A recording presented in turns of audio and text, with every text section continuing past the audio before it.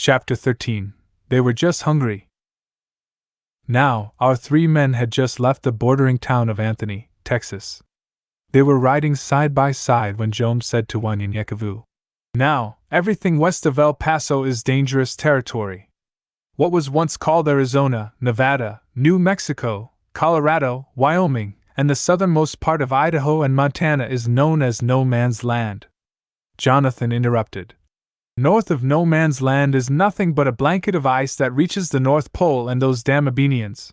I'm told they live in these cold-ass places by the millions. Them motherfuckers love cold weather." Joam gave Jonathan a funny look.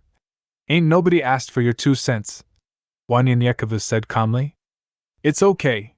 All I know, or shall I say read, is that the indigenous people occupy all of old Arizona and the southernmost part of Nevada, and they called it Almorican.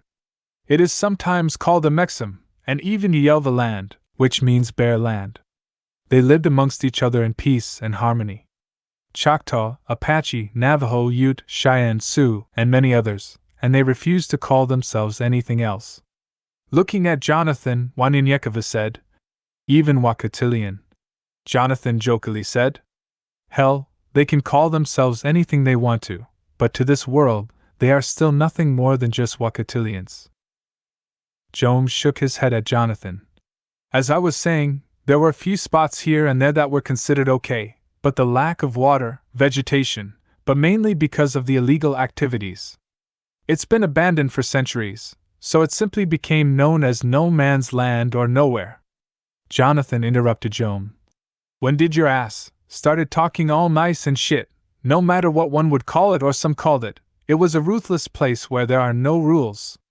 Wanyanyekavu said to them both, "Sabaoth has sent me here, and I am protected. What I didn't know was that California and Washington were under the sea and replaced with strips of islands." Joam shook his head. "Yeah, man, that's been about 5 years now," Jonathan shouted.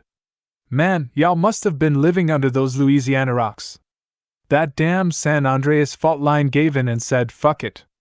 Wanyanyekavu stopped his horse, saying, "Why are you two going to New Mexico if it's that dangerous?"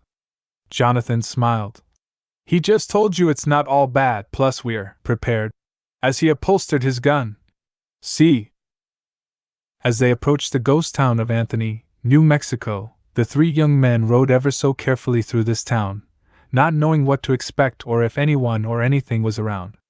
Joam, looking around, said, "This is creepy. Have y'all noticed the farther we go, the denser it gets with trash and these ancient old cars and buildings? The town on the Texas side was spread out and clean, but this one, just a mile apart from each other, everything is closer together?" Jonathan said. "Yes," Wanyanyekavu replied. "I have never seen a place this big without one single soul. If it was the forest, I could understand, but there are many buildings here and not a soul around." Joam pointed out to Wanyanyekavu. "When the Abenians built these bubbles, or whatever you want to call them, they built them for all major cities with a population of about, I don't know, maybe 250,000 or more, which were called micropolitan or micro areas. Then they said something about wasting energy or something like that and wanted everyone to move where the majority of the population existed. They abandoned many smaller cities, especially in the south, taking the bubble but leaving the cities. Of course, there are still a few micros but not so many as it once was." Joam was giving everyone a history lesson on the Abenian cities when Wanyanyekavu thought he saw a coyote. As he rode on, he heard howling, and Jonathan stopped his horse and said, "I don't think that's just a few coyotes." Sure enough, about 15 hungry coyotes emerged from the shadows and slowly advanced on them. Joam frantically searched one of his bags, saying, "Where is it? There was a B890 in this bag. Oh, here it is." He pulled out some kind of instrument. Wanyanyekavu grabbed a few throwing stars and Jonathan shouted, "Set the perimeters at 65 feet by 75 feet by 180 degrees. Joam shouted, "It doesn't have much energy." Jonathan shouted back, "Hit the fucking button."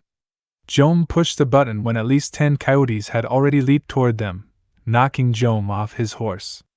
Wanyanyekavu threw a star at one coyote, killing it instantly, and was covered in blood.